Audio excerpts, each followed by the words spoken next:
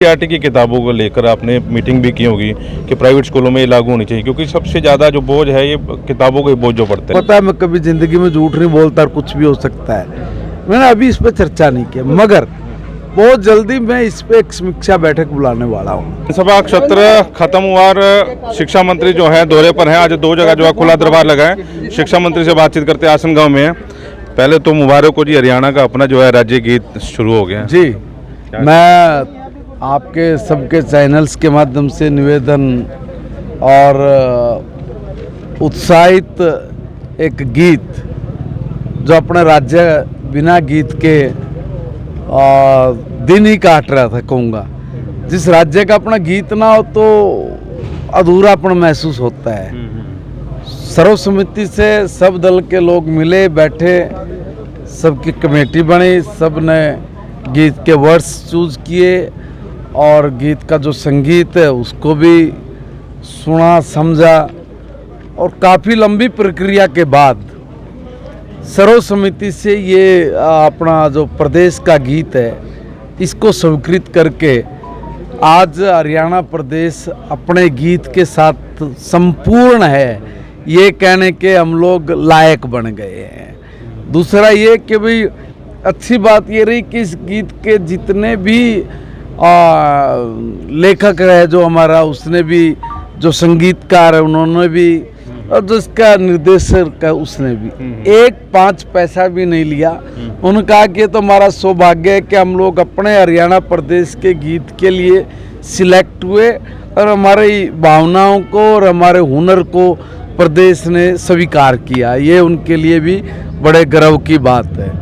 आज मैं पुनः आप सबको बधाई देता हूं कि जय जय जय हरियाणा, ये जो हमारा एक नया गीत प्रदेश को मिला है, इस गीत के सम्मान में सब लोगों को कहूँगा कि अपने फ़ोन में, मैं भी करूँगा, डाउनलोड करें और बहुत अच्छा है। सम्मान ये भी है कि खड़े होकर आप लोगों ने अभिवादन किया, खड़े होकर जो है सम्मान किया। यही है कि जैसे हमारा राष्ट्रीय गीत और राष्ट्रीय गान है, ऐसे ही हम लोग अपने प्रदेश के गान को भी सुनेंगे। अच्छा, बजट सत्र इस बार लंबा चला, ऐसे कौन से जो बिल पास हुए हैं जो हरियाणा की जनता के लिए जो महत्वपूर्ण होने वाले हैं? देखिए, हरियाणा से बाहर का तो कुलवंत जी कोई भी कुछ है ही नहीं। जो भी है वो हरियाणा की खुशहाली के लिए, बेहतरी के लिए है। हर कानून हरियाणा के लोगों के लिए ही है। मगर ये जो बजट है इस बार का, ये बजट आत्मनिर्भर हरियाणा की नींव रखने में सबसे अच्छी पहल और शुरुआत का कदम है। अब आगे जो भी कोई बजट पेश होंगे, जब भी हर वर्ष की बात थी, तो एक बड़े सपने के साथ होंगे। हरियाणा प्रदेश में जिन जिन चीज़ों की कमी महसूस होती है, उन कमियों को समझना और उनको पूरा करना, और फिर जो आने वाले दिनों में जो नई चुनौतियां हैं उनको भी समझना और उसके निराकरण के लिए नियम कानून की आवश्यकता के अनुसार उस पर वर्क करना और आगामी वर्षों में उसको बजट के जरिए परिपूर्ण करना, उसका निपटान करना, ये सारी चीज़ें जो हमारी हिस्सा हैं प्रदेश को चलाने का, उसमें बहुत सार्थक सिद्ध होंगे। देखिए, हरियाणा प्रदेश में इंडस्ट्री के लिए, हरियाणा प्रदेश में मैं कहूँगा कि स्टार्टअप के लिए, हरियाणा प्रदेश में महिलाओं के लिए, खिलाड़ियों के लिए और गांव के डेवलपमेंट के लिए अभूतपूर्व जो प्रयास किए गए हैं, उसका रिजल्ट आपको बहुत जल्दी नज़र आएगा। देखिए, अभी बजट पास हो गया है।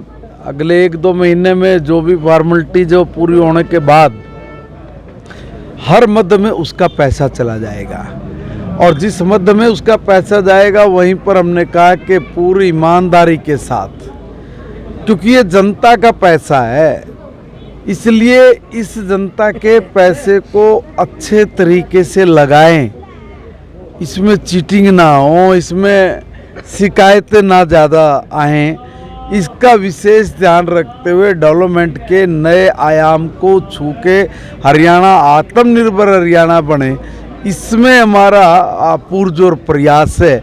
और उन्होंने तमाम अधिकारी और कर्मचारियों को भी निर्देश दिए हैं, उनको कहा भी है कि देखिए भाई एक एक आई पाना वो ठीक लगे, और जहाँ भी कोई काम हो तो उस काम का हुआ नज़र आए, लोग बोले कि हाँ एक बेहतरीन की ओर हरियाणा के कदम आगे बढ़ रहे हैं। एजुकेशन में भी हमने इसमें विशेष तौर पे फोकस किया है, क्योंकि हरियाणा का सबसे बड़ा डिपार्टमेंट एजुकेशन डिपार्टमेंट है, और उसमें मान के चलिए कि 50% कर्मचारी अधिकारी तो हमारे ही हैं, मगर एजुकेशन में भी मूलभूत सुविधाएं। अब विधानसभा में कई सम्मानित सदस्यों ने विपक्ष के क्वेश्चन लगाया कि टॉयलेट नहीं है, पीने के पानी की व्यवस्था नहीं है, बच्चों के लिए अलग अलग टॉयलेट नहीं है, रूम्स नहीं है, बहुत सारी ऐसी बातें कही कि जो नहीं बनती थी। मैंने विधानसभा में उनको स्पष्ट तौर पे कहा है कि ऐसा एक स्कूल दिखाइए जिसमें ये तमाम चीज़ें नहीं हैं।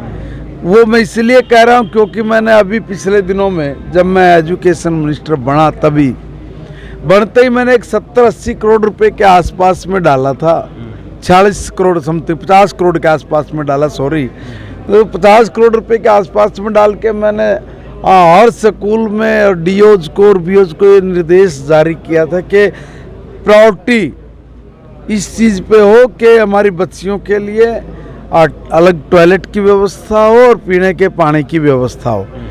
तो मैं अगर जहाँ तक ठीक हूँ, जब मैंने सेशन से पहले इस सब जगह की रिपोर्ट मांगी तो 85% तक सब काम हो गया था। और मुझे आश्वस्त किया था कि सर बजट के आते आते हम लोग इस काम को 100% करेंगे, और इसलिए मैंने उनको कहा, उसी दिन रिपोर्ट मैंने सुबह ली इस क्वेश्चन के बाद ही मैं आज ये कह सकता हूँ कि 100% स्कूल में हमने इसका इंतजाम कर दिया है। फिर भी कुछ काम चलते होते हैं, अगर मान लीजिए कि आज यहाँ पे कोई काम चालू हुआ है कल, तो ऐसे भी काम जो 10-15% में बचते हैं वो भी काम सब रनिंग में हैं। इसलिए एजुकेशन में नई राष्ट्रीय शिक्षा नीति के आधार पे हम लोग अपने प्रदेश का बच्चा पढ़ते पढ़ते अपने पैरों पे खड़ा हो जाए, ऐसी व्यवस्था के साथ हम लोग 2025 में इस नई राष्ट्रीय शिक्षा नीति का आगाज कर रहे हैं। अच्छी बात यह है कि पूरे देश में हरियाणा एकमात्र ऐसा स्टेट है जिसने हायर में, कॉलेज में, यूनिवर्सिटीज़ में, पॉलिटेक्निक में उधर पे 100% राष्ट्रीय शिक्षा नीति को लागू कर दिया। जो हमारा, जैसे मैं अभी यहाँ सीनियर सेकेंडरी स्कूल में खड़ा हूँ, अब जो एलिमेंट्री से लेके हाई और सेकेंडरी तक लगभग एक 301 गोल बनते हैं। हमने लगातार 13-14 पूरे विभाग के साथ मीटिंग की, मैंने बनते इतने कम समय में, और सबको ये निर्देश जारी किया है कि कुछ भी हो 2025 जाते जाते हम लोग 100% अपनी शिक्षा नीति को लागू करें, ये फोकस में रख के काम करिए। अब उसका नतीजा ये निकला है कि पूरे हरियाणा प्रदेश में 301 गोल में से 200 गोल हम लोग कवर कर गए हैं। इतनी तेजी से स्टेट का शिक्षा विभाग काम कर रहा है। 101 गोल जो बचते हैं उसमें अलग अलग डिपार्टमेंट है, कहीं पर वुमेन चाइल्ड डेवलपमेंट डिपार्टमेंट बनता है, कहीं फाइनेंस डिपार्टमेंट से संबंधित काम है, उनके भी कुछ गोल है, वो भी उनके साथ मिलके अचीव करना है। अचीव वो हर रोज़ करने वाले हैं, रूटीन के करने वाले हैं, जो आज होंगे कल नहीं भी होंगे, फिर होंगे। जैसे फाइनेंस है, फाइनेंस के साथ जो काम होगा वो कंटिन्यू मिलके होगा, वो चलता भी रहेगा और होता भी रहेगा। मतलब मैं ये कह सकता हूँ कि भाई हम लोग दिसंबर एंड तक ये खड़ा होके कह सकते हैं, अभी भी कह सकते हैं, मगर परिपूर्ण पूरा का पूरा हम कह सकते हैं कि 2025 को ख़त्म होने से पहले हम लोग अपने इस गोल को भी अचीव कर लेंगे। और ये अपने आप में देश में सबसे बड़ा वर्क होगा एजुकेशन के क्षेत्र में। अच्छा, जब आपने डिपार्टमेंट संभाला था, मेरा तब भी ये क्वेश्चन था और आज भी आपने कहा ये रिव्यू करेंगे। एनसीईआरटी की किताबों को लेकर आपने मीटिंग भी की होगी कि प्राइवेट स्कूलों में ये लागू होनी चाहिए, क्योंकि सबसे ज़्यादा जो बोझ है ये किताबों के बोझ जो पड़ते हैं। मैं एक निवेदन कर रहा हूँ, जब आपकी मेरी बात हुई, ये हमारी सेशन से पहले बात हुई थी, देखिए मैंने अभी इस पे कोई चर्चा नहीं की है। खाली मोटी एक दिन बात हुई थी कि भाई जरा ये जो मेरे पास भी शिकायतें आई है कि बुक्स का प्राइवेट स्कूल के लोग अपनी मनमानी कर रहे हैं, बुक्स की बहुत कॉस्ट है, बाहर वो बुक इतने की है तो अंदर कुछ ऐसा करके। ईमानदारी से कहता हूँ, आपको पता है मैं कभी ज़िंदगी में झूठ नहीं बोलता और कुछ भी हो सकता है। मैंने अभी इस पर चर्चा नहीं की, मगर बहुत जल्दी मैं इस पे एक समीक्षा बैठक बुलाने वाला हूँ। जब भी पहली बार मैंने शिक्षा को लेकर समीक्षा बैठक बुलाई थी तो मेरे एक धुन थी कि मैं राष्ट्रीय शिक्षा नीति को जितना जल्दी लागू करूँगा उतना ही मेरे स्टेट के बच्चों को रास्ते खुलेंगे। अभी ये जो कमियां और आपके हमारे माध्यम से जो सामने आ रही हैं, एक एक को चुन चुन के ख़त्म करूँगा, ये ध्यान करना। अच्छा, ये उम्मीद करें कि बच्चे जो प्राइवेट स्कूल में पढ़ रहे हैं, आपका डिपार्टमेंट आपके होते हुए इतना बढ़िया बन जाएगा सरकारी स्कूलों का कि बच्चे जो आप प्राइवेट स्कूलों के बजाय जो सरकारी स्कूलों में पढ़ने आएंगे। बन जाएगा नहीं है, आप इस स्कूल के किसी भी टीचर को बुला के खड़ा करके पूछिए कि आपकी क्वालिफिकेशन क्या है, और आप किसी भी प्राइवेट स्कूल के टीचर को बुला के पूछिए कि आपकी क्वालिफिकेशन क्या है। जिस तरीके से हमारा लेक्चरर है, हमारा पीआरटी है, हमारा जेबीटी है, वो जिस तरीके के पड़ाव पार करके आता है तो वो क्रीम बच्चा आता है, ये समझिए आप। और क्रीम बच्चा आके जब पढ़ाता है तो स्वाभाविक बात है रिजल्ट भी बेहतर आते हैं। एक टाइम था जब हमारे स्कूलों का रिजल्ट 33.81%, 42.2% ऐसे रिजल्ट आता था। आज 94.38% और 87.8% ये रिजल्ट आता है। देखिए आने वाले दिनों में बड़ा और अच्छा रिजल्ट है। आज हम लोग सीबीएसई को टच कर गए हैं, उससे आगे भी निकले हैं। अब कुछ स्कूल हमने जैसे पीएम श्री स्कूल बनाए हैं, कुछ स्कूल मॉडल संस्कृति स्कूल बनाए हैं, सीबीएसई पे हमने उनको जोड़ा है। तो धीरे धीरे करके 1-2 साल में ही हम लोग इस तरह का काम शुरू कर देंगे या होगा शुरू, कि जिसमें वो कहते हैं ना प्रत्यक्ष को प्रमाण की आवश्यकता नहीं होती, वो काम होगा, होने लग रहा है। अभी भी आपके यहाँ भी ऐसे स्कूल है जिसमें एडमिशन के लिए मेरे पास फ़ोन आते हैं कि जी एक बारी फला प्रिंसिपल को बोल दो कि मेरे बच्चे का एडमिशन हो जाए। हमारे हरियाणा प्रदेश में भी सोचता था कि बहुत पिछड़े हुए हैं, मगर जब मैंने सारा डाटा देखा और समझा तो ऐसे ऐसे स्कूल है कि जहाँ पे 1400 सीट हैं और 18,000 बच्चे आते हैं। सरकारी स्कूल की बात बोल रहा हूँ भाई साहब, किसी प्राइवेट स्कूल में भी नहीं ऐसा चमत्कार होगा कि 18,000 लोग बच्चे एडमिशन लेने के लिए बात करें, 1400 बच्चों का एडमिशन हो। आज हमने सुपर 100 चालू किया, आज हमने बुनियाद चालू किया, आज हमने नई पहल चालू की है। नतीजा ये निकला पूरे प्रदेश भर के क्रीम बच्चे सरकारी स्कूल के आईआईटी में, जेई में, एनईटीटी में भाई साहब बड़ी संख्या में सिलेक्ट हो रहे हैं। मतलब अभूतपूर्व, कोई कल्पना नहीं कर सकता वो काम आज सरकारी स्कूल के रिजल्ट्स डिक्लेयर कर रहे हैं। मैं आप सबके चैनल के माध्यम से निवेदन करना चाहता हूं कि हम लोग एक भ्रम अपने दिमाग से निकाल दें। प्राइवेट स्कूल, भाई हम भी सरकारी स्कूल में पढ़े हैं, आप भी सरकारी स्कूल के नीचे नीम तले बैठ कर पढ़ रहे हो। देखो एक समय था जब अभाव में हम लोग एजुकेशन लेते थे। आज मैंने हरियाणा प्रदेश के हर माँ बाप को कहा, हर बच्चे को कहा कि जिस अभाव में हम लोगों ने एजुकेशन ली है, हमारे बच्चे उस अभाव में नहीं रहेंगे, सब बाहर कर डालूंगा मैं। और इसलिए मैंने बड़े लेवल पे बजट भी लिया। और मैं स्कूलों में पहले कोई जाता था कि नहीं जाता था, मैं किसी पे कोई कटाक्ष नहीं करूँगा, ना किसी पे उंगली उठाऊँगा, बट मैंने निर्णय लिया कि मैं कभी भी कहीं भी किसी भी स्कूल में धमक जाऊंगा और सप्ताह में 2-4 स्कूल में कर दूं, ये मेरा रहेगा। हर स्कूल की कायाकल्प करना। हर गांव के सरपंच से मैं सीधा निवेदन करने जा रहा हूं, मैं पत्र भी लिखा, मैंने अभी भी लिख रहा हूं। मैं बच्चों की संख्या बढ़ाइए, टीचर्स की चिंता मत करिए। मैं नए सेशन में हर स्कूल में टीचर उपलब्ध कराऊंगा।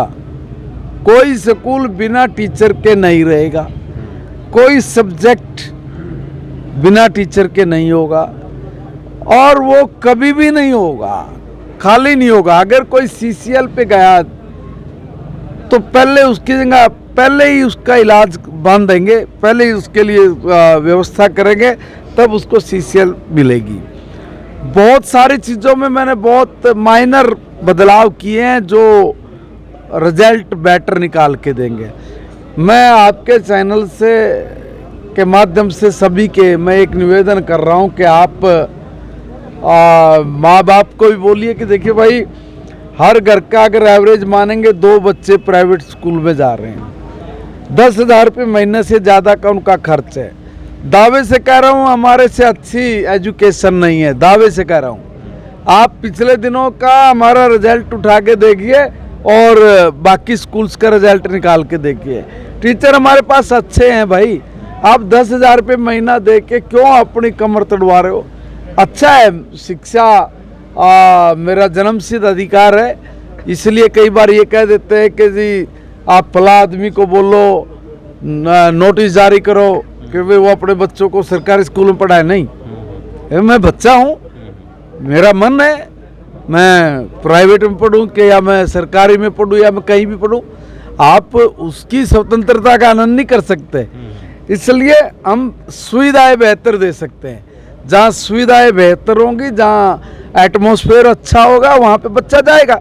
अब मैं एक बात का निवेदन कर रहा हूँ, कितना अच्छा एटमॉस्फेयर है, वातावरण कितना बढ़िया, इतने अच्छे पेड़ पौधे, इतना अच्छा सिस्टम, इतना खुला ग्राउंड, इतना मैं कहूँगा काबिल स्टाफ आपको कहीं नहीं मिलेगा सरकारी स्कूल में।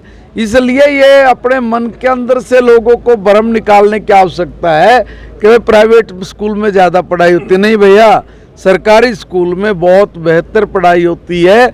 अगर कहीं कमी है तो मैं सीधा कह रहा हूँ उस कमी को विद इन 1 वीक से लेके और 10 दिन के अंदर अंदर ख़त्म करूँगा। मैंने किया है और इसीलिए मैं कह रहा हूँ, क्योंकि कई बार वातावरण बना देते हैं कि कुछ नहीं है सरकारी स्कूल। हम कह रहे हैं कि एक बार वातावरण ये भी बनाइए कि सरकारी स्कूल बहुत कुछ है और उसका रिजल्ट देखना। हमारे स्कूल के बच्चे पढ़ने के बाद हम उनको, मैंने कहा ना कि सुपर 100 में हम लोग लेके जा रहे हैं, बुनियाद में हम लोग लेके जा रहे हैं, नई पहल में लेके जा रहे हैं। दूसरे भी अगर कोई सुझाव देंगे, उन सुझाव के साथ पैसे की कोई कमी नहीं है। मैं एजुकेशन पे खर्च कर करके हर बच्चे को अपने पैरों पे खड़ा करने के लायक बनाएं। ये सरकार, नायब सैनी सरकार की, मोदी सरकार की ये सोच है। मतलब ये 5 साल का जो कार्यकाल शिक्षा मंत्री का रहेगा आपका, लोग याद करेंगे क्योंकि कोई शिक्षा मंत्री था। देखिए, मैं ये नहीं कहता कि भी कोई याद करे ना करे, ये नहीं होता कुलवंत जी। कुल मिला के होता है कि भी आपको एक जिम्मेवारी दी है, आप उसको ईमानदारी से निभा रहे कि नहीं निभा रहे। मैं थोड़े समय के लिए पंचायत मंत्री बना, उस परिस्थिति में बना जब सब पंचायतें भारतीय जनता पार्टी के विरोध में थी, टोटल आदमी विरोध में था। मुझे 2-3 महीने मिले, इन 3 महीने में मैंने हर सरपंच को बुलाया, बात की, उनको कहा सरकार बनानी है। बोला सर पैसा, मैंने कहा सरकार बनानी है। बोला जी ठीक है, तो साथ लगिए। बोला जी ठीक है, नहीं तो ये तो फरमान जारी हुआ था, कोई गांव में नहीं घुसेगा, ये नहीं करेगा। मैंने एक मुश्त सबसे डिमांड मांगी, डिमांड मांग के मैंने कहा मैं एक मुश्त राशि बेचूंगा। वो कहते सर भेज दोगे? मैंने अपना कमिटमेंट पूरा किया। मैंने मुख्यमंत्री जी से बात की, हमने कहा ये करना है, उन्होंने कहा करो। एक उंगली दबाई, सबके खाते में 20-20 लाख रुपये गया।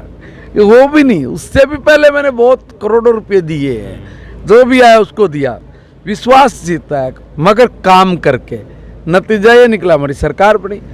फिर मैं कह रहा हूँ, जो भी जिम्मेवारी, जो भी दायित्व हम लोगों को मिलता है, ईमानदारी से करते। देखिए फर्क है दूसरे लोगों में, भारतीय जनता पार्टी में उन लोगों की निगाह रहती है बजट पे, हमारी निगाह रहती है बजट ठीक से लग जाए, लोगों को लाभ पहुंच जाए, लोगों को कोई तकलीफ ना हो। ईमानदारी से सेवा करने का हुक्म पानीपत ग्रामीण परिवार ने अपने बेटे को दिया है, इसलिए पूरी ईमानदारी से करूंगा। प्रधानमंत्री नरेंद्र मोदी ने सर मन की बात की है। ये प्रधानमंत्री जी का बहुत बड़ा विजन है। अब आप एक बात बताइए कि एक पुष्प लेके आए, उसके कितने औषधीय गुण हैं और उसका क्या बनाया उन्होंने, वो बिस्किट टाइप क्या बोलते कुकीज का उन्होंने जिक्र क्या बनाई है। अब आप एक बात बताइए कि आदिवासी क्षेत्र में ऐसी हमारी महिलाएं जो अति पिछड़ी थी, आज वो अपने पैरों पे खड़ी हो रही हैं, और जिसके बारे में माननीय प्रधानमंत्री जी बोल के खोज के लेकर बोले, स्वाभाविक बात है कि वो ब्रांड बन जाता है। और मैं ऐसी एक पत्तलों वाला जिक्र भी एक बार बहुत पहले शायद 40 या 42वां कोई एपिसोड था, उसमें एक गरीब महिला ने कुछ पत्तल्स बनाने का काम शुरू किया था, आज वो ब्रांड बन गया, आज उसका टर्नओवर करोड़ों में है। मतलब धीरे धीरे करके चीज़ें उठ रही हैं। हम विदेशी ब्रांड की तरफ भाग रहे थे, प्रधानमंत्री जी ने स्वदेशी यानी लोकल फॉर वोकल का प्रचार प्रसार किया। लोकल फॉर वोकल के दम पे आत्मनिर्भर भारत बनाना, ये माननीय प्रधानमंत्री जी की सोच, उनकी काम करने की कार्यशैली और उनकी कुशलता पे निर्भर करता है। इसलिए जब एक व्यक्ति इस देश की इतनी चिंता करते हुए, खाली देश नहीं, आज प्रधानमंत्री जी सारी दुनिया को चला रहे, सही पूछे तो पर्यावरण के बारे में कोई सुझाव देगा कौन? भारत। सौर ऊर्जा के ऊपर कोई अगर सुझाव दे के उसको इम्प्लीमेंट कराएगा तो कौन देश? भारत। सोलर के ऊपर काम करना चाहिए, पर्यावरण खराब ना हो, संसाधन हमारे समाप्त ना हो जाए, सूर्य भगवान हमें इतना ईंधन देगा, इसलिए सौर ऊर्जा की तरफ भी चलो, कौन दिशा निर्देश करेगा? भारत। शांति स्थापित हो, और युद्ध चल रहे हैं, ना कोई अमेरिका से बात कर रहा है, ना कोई रसिया से बात कर रहा है, बल्कि ये सारे देश भी मिलके कहाँ बात कर रहे हैं? भारत। आज भारत केंद्र बिंदु है, और केंद्र बिंदु भारत ने सारी दुनिया को चुनौती दे डाली कि देखो भाई, कमजोर राजनीतिक सोच के कारण हम लोग पिछड़ गए थे, हम लोग मर गए थे। अब कमजोर राजनीतिक सोच नहीं, अब मजबूत राजनीतिक सोच है।